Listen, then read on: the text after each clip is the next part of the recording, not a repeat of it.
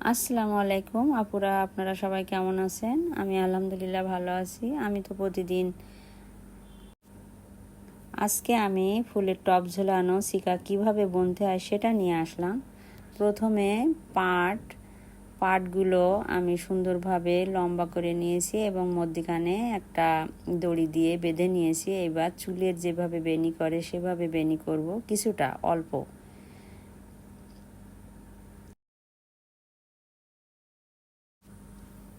6 ইঞ্চি মতো বেনিটা করব। তারপরে পাশের থেকে একটু পাট নিয়ে আমি গোল করে বেঁধে দেব।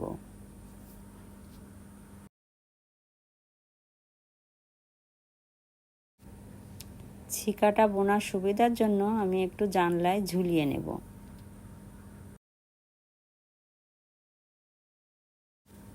এবার ছোট ছোট পাটের টুকরা গোল বল করে ওর ভিতরে দিয়ে আমি আবার দড়ি দিয়ে বেঁধে একটা ডিজাইনের জন্য বল তৈরি করে নেব। নিয়ে আবার পাশ থেকে একটু পাট নিয়ে এইভাবে বেঁধে দিয়ে দেব।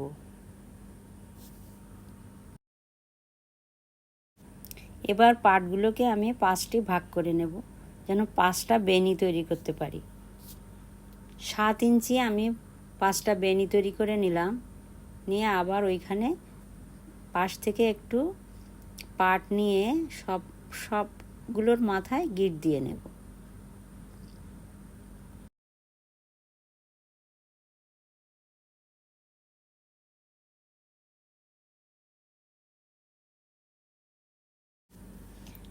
আবার ছোট ছোট টুকরো করা পাট গোল করে ডিজাইনের জন্য পাটগুলোর মধ্যখানে দিয়ে আবার দড়ি দিয়ে পাশ থেকে পাট নিয়ে বেঁধে দেব। আমি এরকম করে 3টা করব, পরপর 3টা বল তৈরি করব ডিজাইনের জন্য। 5টাতে মোট 15টা বল করব।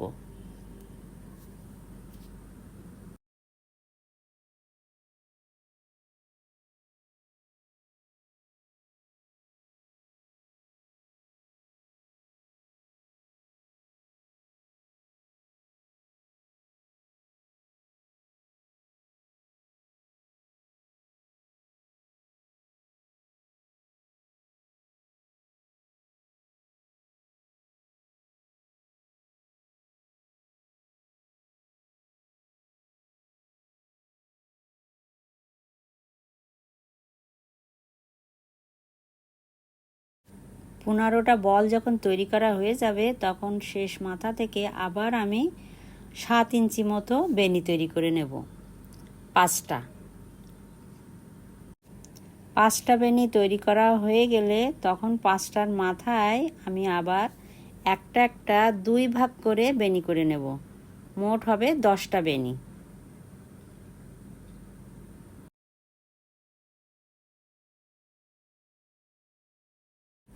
10টা বেনি যখন হয়ে যাবে তখন আবার দুইটায় একটার সাথে আর একটা লাগিয়ে দিয়ে আমি 2 ইঞ্চি মতো বেনি তৈরি করে নিয়ে শেষের দিকে এনে আর একটা দড়ি দিয়ে মজবুত করে বেঁধে দিয়ে দেব।